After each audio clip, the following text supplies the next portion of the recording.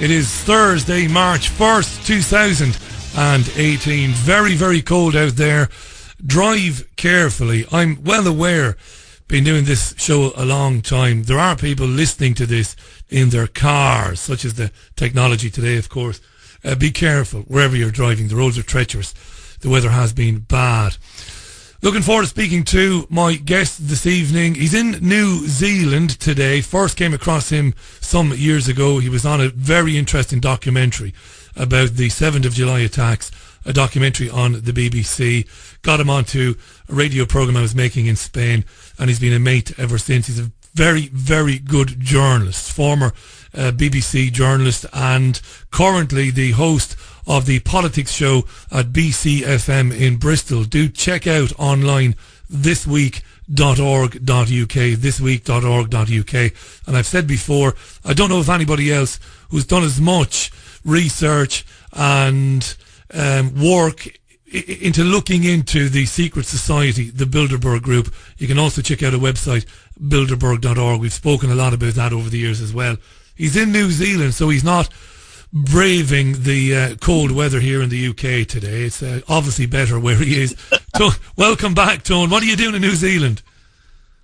Just holidaying and having a lovely time, actually. It's absolutely fascinating coming over to the other part of another part of the world, really the opposite side to you guys, and seeing how actually the same sort of things go on here, you know, with political scandals, and really interesting looking at several of the things in the news over here that have been either misreported, not reported at all, reported badly, but really the same symptoms of a criminal elite in the top positions of power. And I suppose it's really just simply that, you know, finance is controlling our political parties, and nobody is going to get into any of these key positions unless there's some sort of agenda to steer the population in the way that they want, not the way we want. Absolutely, Tony. Do you know what's interesting, you being there in New Zealand, and thanks for giving us some of your time on your holiday as well. I thought you might have been on work detail. Honestly, I did this time of the year, and I thought, and I mean it, I wouldn't have invited you on if I'd have known that. I'm kind of kicking myself now for eating into your holiday. So thanks for doing that. Fine. No, but I wouldn't do that. I wouldn't take liberties like that. But thanks for doing it. You're in New Zealand, and the independent inquiry into child sexual abuse has reported on the more than 2,000 children that were basically kidnapped in 1945 up to 1970 and sent out to various places in the British Empire, basically forcibly sent abroad, taken from their families. They were poor children, and many of these children ended up being, you know, horrifically sexually abused. Many of them went to New Zealand, of course. Many of them went to Australia. I wonder, Tony, stories like, and I know we're going to talk about quite a bit. We'll talk about press freedom, Mosley. You're very interested in the European Union Army and the United States and NATO. We'll talk about that. But I wonder when stories like this come out, and it came out, of course, in 2009, but now they're putting more detail on what happened to some of these children. I wonder, will it give people a moment of pause? Those people who listen to the politics show on BCFM and have heard stories about sexual abuse committed by the establishment figures of the past, and maybe people have dismissed that and said it's just crazy conspiracy theory. I wonder, will learning about these children that were kidnapped and spirited away to Australia, New Zealand, I wonder, will it make people think twice, Tony? Well, I hope so. I think that there's a big resistance, isn't there, amongst most people to even contemplate that such evil could be operating at the heart of power. But I mean, a lot of what's been going on with the National Inquiry, I think is really effectively a continuation of the abuse. I mean, Alexis Jay, who's I think the fourth or fifth person to chair it, is not a serious chair of that inquiry. There's been no real looking into the most serious allegations, which are to do with the secret services, particularly Sir Peter Heyman, who's the deputy head of MI6, being a serial paedophile. These revelations were, I think, about 3 years ago. And yet still nothing's happened about that. Also, of course, I wouldn't necessarily call him a paedophile, but Ted Heath, who it's now almost 100% certain was abusing young men. I mean, we're talking about underage men, young boys, really, the age, early teens, and this then is actively going on now. This story, and we just to see also the attacks on the Wiltshire Chief Constable for saying that Heath was an abuser. So there's nothing happening really with this inquiry. It's not taking anywhere near enough evidence. Alexis Jay has been appointed because she ran the Rotherham inquiry into the ground, and I say that effectively because there was no prosecutions of any senior people in the police or the social services who were supposed to be protecting the kids in Rotherham, and so she is the establishment's ideal candidate to kick this whole inquiry into the long grass.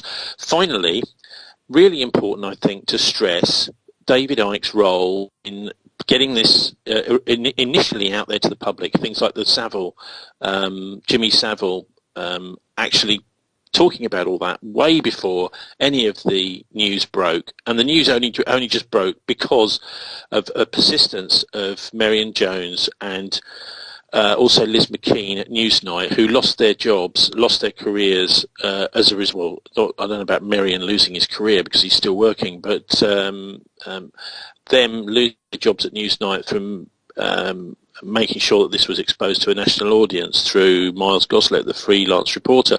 So there was a massive pushback even at the time, and there still is, I think, against this core of blackmailing fraternity at the heart of the British establishment, which it seems is still there, because there's the evidence really for that is that the exposure of Savile happened through the Richard Ingram's magazine, The Oldie, and then 6 months later, Richard Ingram's was given his marching orders by the Oldie. He was kicked out. I would say that was a direct result of publishing the Savile story. Richard, by the way, was one of the initial founders of, or early editors of Private Eye.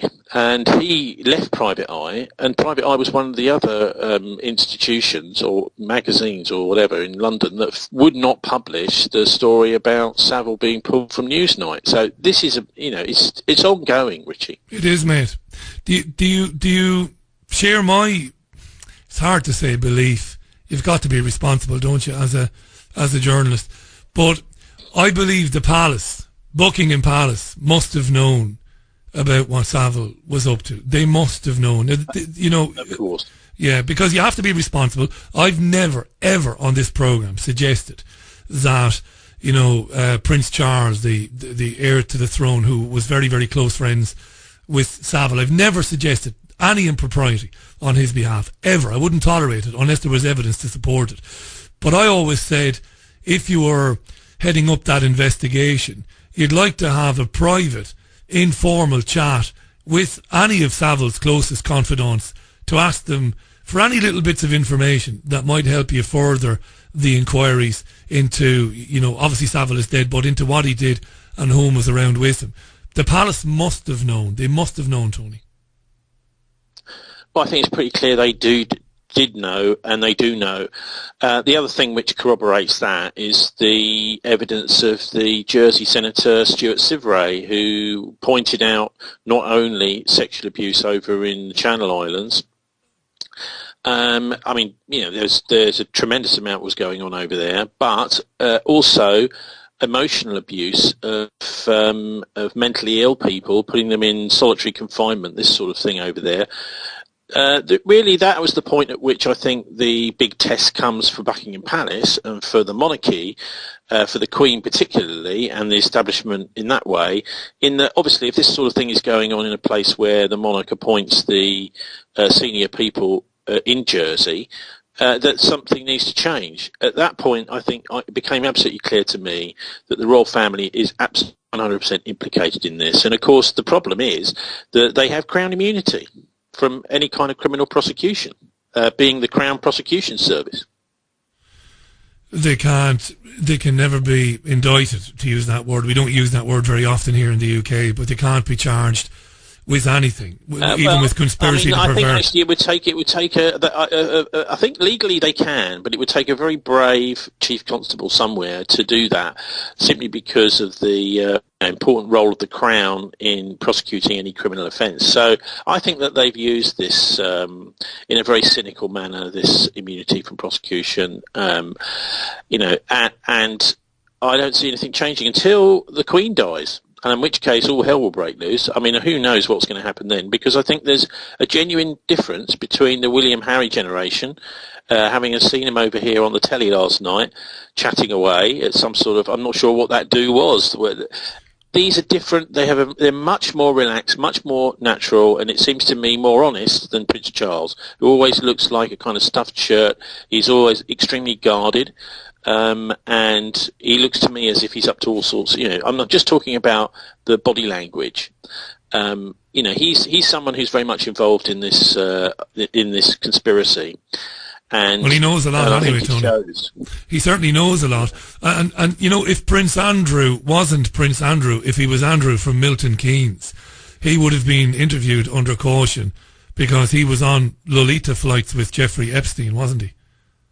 I mean, we know this to be. Yeah. We know he visited some of these places where children were spirited away. Again, I'm not accusing him of anything. I wouldn't dream of the gutter truther industrial complex will do that. They will call people names and they have no evidence to support it. I wouldn't accuse him of anything.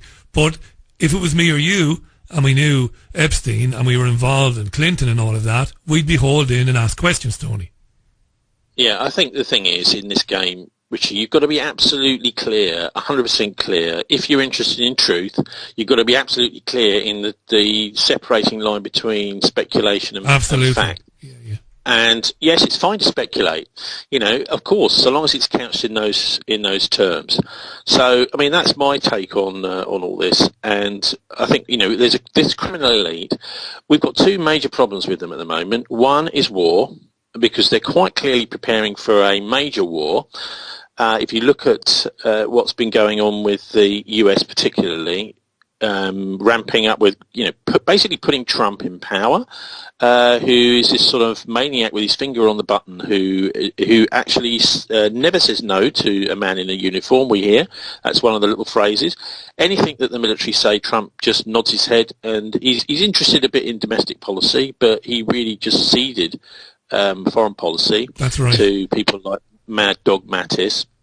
But the other thing is the economic crash, and this is becoming more and more obvious it's going to happen. And I was just amazed a few weeks ago, I'm sure you probably covered this, to see the 166 trillion pound time bomb. This is Mervyn King, the former Bank of England governor, warning that the debt will trigger the next financial meltdown. That's right. He also says that the private sector debt to GDP ratio is much higher now than before the crash. So what he's effectively saying is, look, guys, they've done absolutely nothing about the conditions that led to the 2008 financial crisis, which, by the way, wasn't a crash. It was a bailout, which irritates me every time I hear a professional economist talk about it as a crash. It wasn't. And this is all ready to go again. But this time will be 10 times bigger, and governments simply would not be able to borrow enough money. They haven't got the credit rating to bail out anything. So it would just be a complete financial collapse with a few extremely rich institutions left, governments bankrupt, and in the situation where they have to, desperately run to creditors, probably massively start taxing people, maybe finally people who are super rich, although the super rich seem to control our governments. And signing over. Anyway, that would be a massive crisis, and it's coming. And signing over whatever natural public assets are left. That's what it's all about. And that crisis will be triggered by a hike in interest rates. I was listening to Carney talking about this a few weeks back, and I had a conversation with an economist off air, and he said, I have been listening a bit to you, because I used to do financial correspondence 20 years ago. I was always the muppet thrown out to interview the economists when I worked in commercial radio. I'm familiar with the lexicon, with the terminology. And they're going to raise interest rates, and that's going to bring about this crash. But I just want to go back to this warmongering. Obviously, one of the biggest stories of the week has been the claims that Bashar the Bastard has been waging chemical weapons or raining chemical weapons down on children and women and innocents in Ghouta. Hotly disputed, of course, by Assad and disputed by the Russians as well.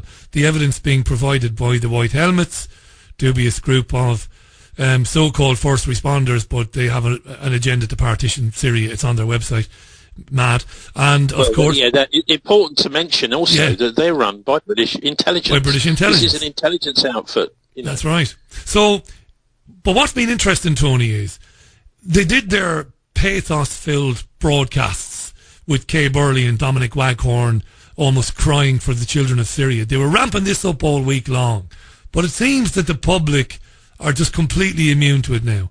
And I'm not hearing people talking about, oh, it's terrible, all those children being killed, we've got to do something about it. It doesn't seem to be working. What do you think? No, I don't. I think you're right. I think that what's happened is the propaganda has stopped working because I think mainly due to people, martyrs, I suppose, like David Kelly, people who during the Iraq War made it absolutely as clear as they could to the public before then being assassinated that that this was all being fixed up. We now know that, of course, that it was, and it's completely known all around the world that the dodgy dossier, Iraq weapons of mass destruction, was a lie. And we're seeing exactly the same sort of thing happening today. And I don't even think most journalists have got really any interest in this. They might even be covering it with a little bit less enthusiasm. This is a lie, the weapons of mass destruction, blah, blah, which has passed its sell-by date. I remember you talking years ago. When I first started making programs like this, because when the Gulf War broke out, the first Gulf War, I wasn't working in radio. I was still in high school, towards the end of high school. But when I got into commercial radio production and presenting, even then, people were still citing a story that had been discredited. That story, I think you were one of the first people to ever talk about it on one of my programs, that incubator story where the Iraqis were taking the babies out of incubators in Kuwait, leaving the babies to die and running away with the incubators.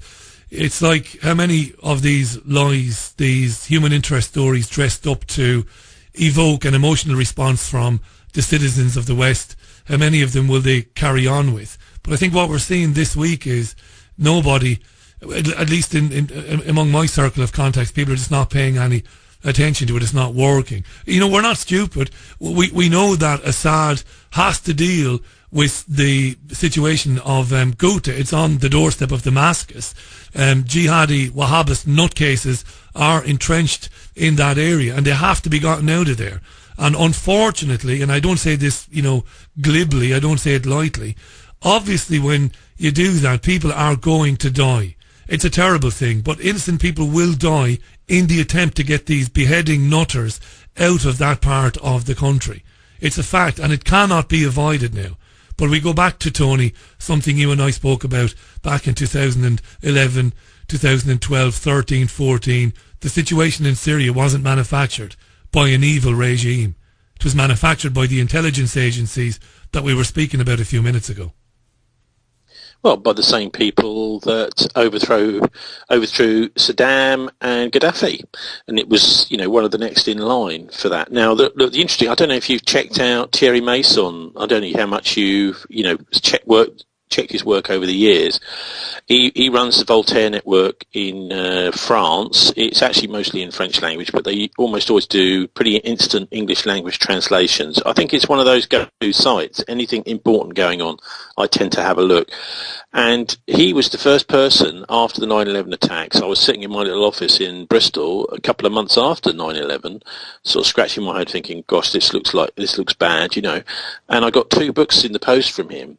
One was Pentagate, and I'm not sure what the other one was. But anyway, he managed to write and publish 2 books within a space of a couple of months about the 9/11 conspiracy. And I picked these books up, started reading, and I suddenly thought, God, this really is this is, the whole thing is a lie. 9/11 is a load of rubbish.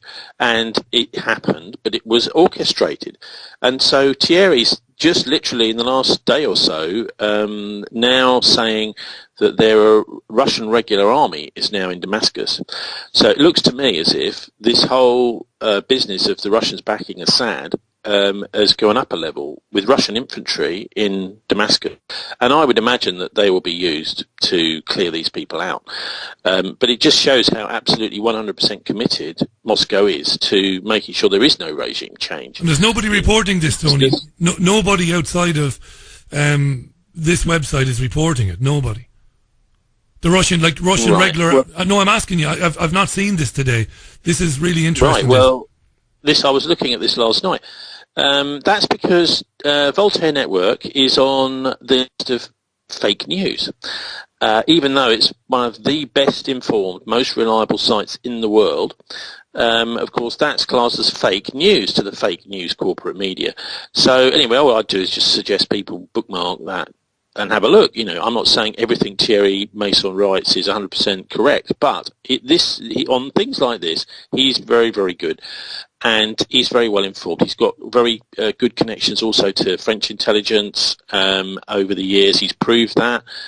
And I think this is the sort of thing that we need to understand. There is going to be no regime change in Syria. And I think in a way, Richie, I'm looking at, the tactics that Putin and the Russians have used is masterful.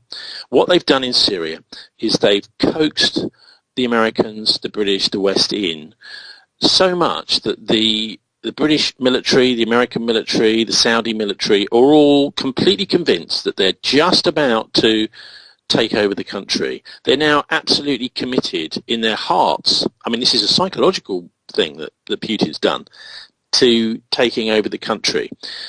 And what Putin's done here is he's effectively said, look, the more you try and take over the country, the more you're going to fail. And so they're in a trap, effectively. So they've smelt blood with the idea of, in a way, of course, Gaddafi, they got Gaddafi's blood, they got Saddam's blood. They're smelling blood with Syria because of the way that the Russians and Assad have allowed them to take almost as much as is possible without actually controlling the country. So in a way, Syria is the big trap that the West has fallen into, and they're going to, I think, continue to try and take it until they realise they've lost. Do you remember the lies, Tony? We are going to talk about NATO, the United States, and the European Union Army in a minute with Tony. Tony's going to stay with us for about 25 more minutes. Very kind of him. It's great to have him back on the programme. Thisweek.org.uk, the politics show on BCFM. Don't miss it. It really is a rarity. It is in radio today. I can tell you that for a fact. Tony's in New Zealand at the moment. It's coming up for 2 minutes to the top of the hour. I'm looking back, Tony, at the lies they told about the imminent overthrowing, the imminent, civilian massacre that was going to happen in cities in Libya. It was said by Alain Juppé, if I remember, the French foreign minister, lying through his teeth at the United Nations. Liars and damned liars. And I think the Foreign Affairs Select Committee in this country, even in 2016, came out with a report that said it was all lies, basically. All the lies, all the stories told about the imminent threat to civilians in Libya was just lies. They downplayed the massive Islamist element in the so-called rebel forces. Of course, we saw that in Syria as well.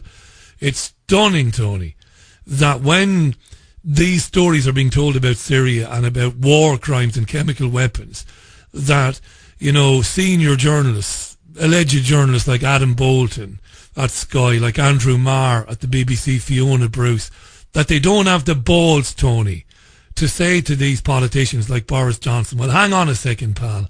Let's talk about the Foreign Affairs Select Committee report on Libya. Let's talk about all this. It's not even like 50 years ago, Tony. It's like, it's like in the overall sea of time, it's only a pond. It's only been a couple of years ago. It's the same lies. It's word for word the same lies by the same people. Well, they're living in a groupthink bubble, really. They're not subject to criticism. In a way, it's a bit like the super rich. You know what it's like with the super rich, and it's fascinating. I would always always encourage your listeners to go to a Bilderberg conference, take a few days off, and go along to these, because you often get the chance to actually meet these people, the super rich that run the world.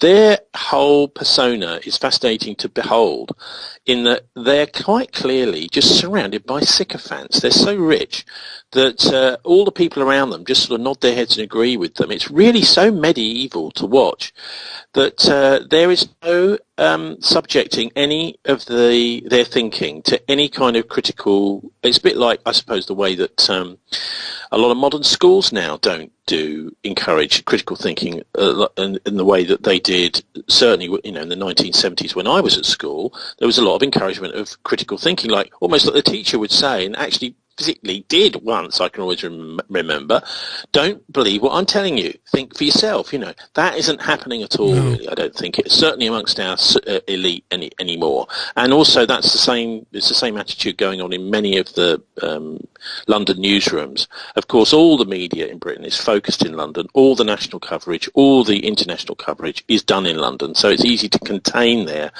I think it would make a big difference if we had regional newsrooms that were covering national and international stories. So, say, for example, the Manchester Guardian started up, in Manchester, but eventually moved to London to become part of the Borg. But if we had more regional, and actually one good national, I suppose you'd call it national paper, is the Glasgow Herald. There's a lot more independent writing and thinking in the Herald than you ever see in any London paper. But that's the way it works, I'm afraid. And anybody that really starts to question these things, you'll find them that they won't be appearing on the news the next evening. I mean, as we were talking about earlier with Liz McKean at Newsnight. We might have just momentarily lost Tony there. He's in New Zealand. It's early in the AM there, so he shouldn't be being swamped by many users in his vicinity. Oh, we have a serious problem there now. Yeah. Hi. Ah, you're there. I thought we were going to lose you entirely there. When you answered me last time, I could hear some sort of noise in the background, but I couldn't hear you. But thankfully you're there. Did you manage to get a cuppa there, or do you want to take time to grab a quick cuppa? No, fine. Yeah, yes, I'm fine again. Now. Brilliant. Well, we'll do 20 more minutes, Tone, and we're very grateful. I didn't realise you were on holiday. I'm still kicking myself over that. So thanks for doing that. It's important stuff. You got cut off when you were referring back to the Newsnight Jimmy Savile story, and that segues nicely into Max Mosley and the revelations and news today. News that emerged when you were in bed in the land of Nod, Tony, because you're 13 hours ahead of us. The Culture Secretary has said the government will not implement the second stage of the Leveson inquiry. The Labour Party are saying this is absolutely outrageous. I'm not, too thrilled about coming down on the side of the UK government, but this idea, Tony, that had been put into the Crime and Courts Act, that media organisations would have to pay legal costs of libel cases, whether they won or lost, that was tantamount to a tyranny, in my opinion. So the second phase of an inquiry into phone hacking and the relationship between journalists and the police won't go ahead. How do you feel about that? Do you want to talk about that for a minute? Well, yeah, I'm happy to talk about Leveson. And, I mean, isn't it amazing how a whole bunch of criminality amongst mainly at the News of the World and the Sun, the Murdoch empire, can be turned into some way of gagging the press. Yes. I mean, this is what they do all the time, isn't it? Every time there's some kind of scandal, it's just a way of trying to get more power for themselves. I'm talking about the establishment, of course. It's easy to, people say to you, don't they? They say to me quite a lot, oh, who do you mean by them? It's the establishment. The establishment, effectively is the elite institutions like the media, the universities, the political parties, the major religions, also, organised through gentlemen's clubs mostly in London. And, this is them. This is the establishment, the Royal Society, the Freemasons. They're all pretty much of one mind, which is that they should be immune from any kind of prosecution and run the whole show. And that's one of the reasons I just love Bilderberg, is because so many of these people pop up. People like Peter Thiel, who's the owner and founder of PayPal. He was one of the original funders of Facebook, along with Elon Musk. And he's an anarcho-capitalist. He believes in money, but he doesn't believe in people, and he doesn't believe in the law. So he's the famous. There was a great little piece in The Guardian about him recently. His little motto is, democracy and freedom are incompatible. And this is one of the most powerful people in the world. He's creating all the kind of big new tech businesses, and he has now bought land here in New Zealand because he thinks when the whole of the rest of it all goes down, New Zealand's going to be the place to be. He's now got himself an estate on the South Island. And, that's the attitude, I think, of this super elite, is that, well, we're super rich, we're basically in charge, we're virtually gods. And in fact, through the transhumanist movement, they really, many of them actually do believe they are gods. They're looking at high-tech genetic engineering to enable their children to live forever, but not everyone else's, this kind of thing. And it's well worth looking into the whole, I imagine you've had some stuff about transhumanism, but, this is really the elite philosophy of, we really are in charge of everything, and there is nothing else to kind of concern ourselves with. Technology, we can use it to rule the world, and we should use it to rule the world, and everyone else is stupid. So this is the attitude we're having to deal with, and none of this is being interrogated by any of our mainstream press at all. No, absolutely not. And you have a situation today where Tom Watson, who's been, obviously, he's got a reason to be supportive of Max Mosley, and I have used this, odious to describe Mosley. I've used that term too many times maybe, but he is odious. And you hit the nail on the head there, Tony, saying that the establishment tries to paint this situation. Obviously, terrible things were done by journalists at the News of the World and the Sun, and Millie Dowler was a disgrace. We know that without rehashing that. And there was always law to protect people against that. There was never any need to introduce any new law. But to hear Watson and the Labour Party today basically advocating things like, Joe Bloggs can sue the Daily Mirror and the Mirror has to incur the costs. Jesus, Tony, it doesn't get any more tyrannical than that. It's ridiculous. But it won't be Joe Bloggs. It will be the elite. Yeah, as a journalist, I think you have to just make this distinction between, you can have a go at anybody in journalism. That's your right. But, I don't think we should be even thinking about having a go at anyone who's poor, homeless, the sort of thing the Daily Mail regularly does. The people to be interrogating are the rich and powerful, the rich and famous and powerful, the celebrities. These kinds of people are the ones I think that need to be interrogated. Let's just see if they are. Let's just see who they really say they are. I'm going to argue with you there. The Mail is an enigma. It has done appalling stuff over the years, but increasingly in recent years, Tony, the Mail appears to be striving for balance, to its credit. And if we put all of our disgust for the Mail historically to one side and look at it with a fresh pair of eyes, on many issues, it is providing both sides of the argument. I wrote an article about this actually a couple of weeks ago. Look, it's been brilliant. It's trying anyway. The Mail's been brilliant on a lot of things. On David Kelly, it was fantastic. On Stephen Lawrence, it was brilliant. But what they still do is they still have these kind of benefit scroungers. Look, the real benefit scroungers are the royal family. The real benefit scroungers are the super elite. Absolutely. These people are not, the people that the Mail has a go at.